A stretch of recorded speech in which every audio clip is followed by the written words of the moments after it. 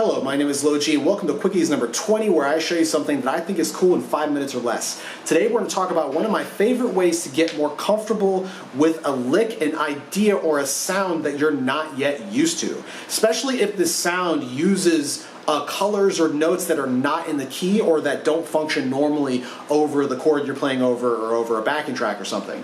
So what we're going to do, instead of just play these sounds outright, just kind of coming out of nowhere, because sometimes when you do that, even though your brain knows it's correct and your hands know it's correct, sometimes your ears hear them come out of nowhere, and if you're not used to it, your ear kind of says, I don't really know about this. This is a little odd, a little out of the key, and you might be kind of hesitant to play the idea because it's not in your head yet. Your ears aren't used to the sound. So a great way to get your ears used to the sound is play these ideas in the midst of a lick or a sound that you're very used to, that you're very comfortable with, that sounds perfectly normal. So what we're going to do today is play over an A minor backing track that's really just A minor for the most part. And we're going to use an A minor lick as our foundation and then slide into a bunch of these other sounds. So here's my A minor lick, just kind of standard minor pentatonic. Pretty normal, and I'm going to use the beginning of that phrase and then slide into a couple different ones. So for example, the first one we're going to do right here is D7. Right? Not that weird, mostly in the key, but if you play it out of nowhere, it might not, and you're not used to it, it might be a little strange. So let's try this over this backing track. Out of nowhere, D7. Again, mostly in the key, but maybe you're not used to it. But in the midst of an A minor lick,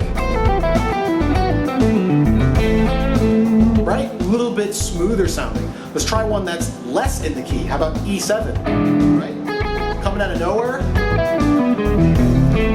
Definitely a cool sound, but if you're not used to it, it might be too strong. In the midst of an A minor lick though,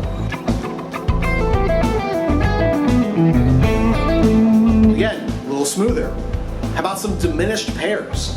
A diminished into G sharp diminished. Out of nowhere. Nothing wrong with it, but again, if your ears aren't used to it, you might sound too strong. But in the midst of an A minor lick, let's try another one. Right? Just sounds like a nice kind of colorful line when I do it like that.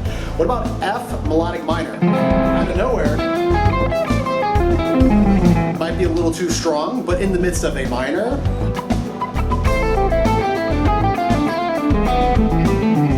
a little smoother. What's another one? How about E flat dominant 7th? Definitely not the key. If I play it outright, pretty strong, but in the midst of A minor,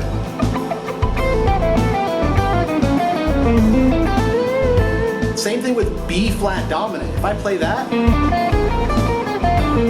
pretty strong by itself, but after A minor,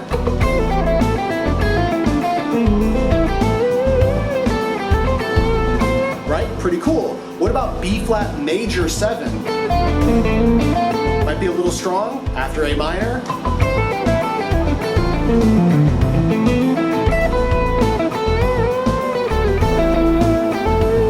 Right? So you can get more comfortable with these sounds if you're sneaking them in to a sound that you're very comfortable with, like A minor or whatever the natural sound is of the track. And then your ears will not only be more used to those sounds because you're coming from a more normal sound, but your ear will hear it in context. Your ear will start to say, oh, that's what this sound is supposed to be, because you're hearing it come from the normal sound of the track.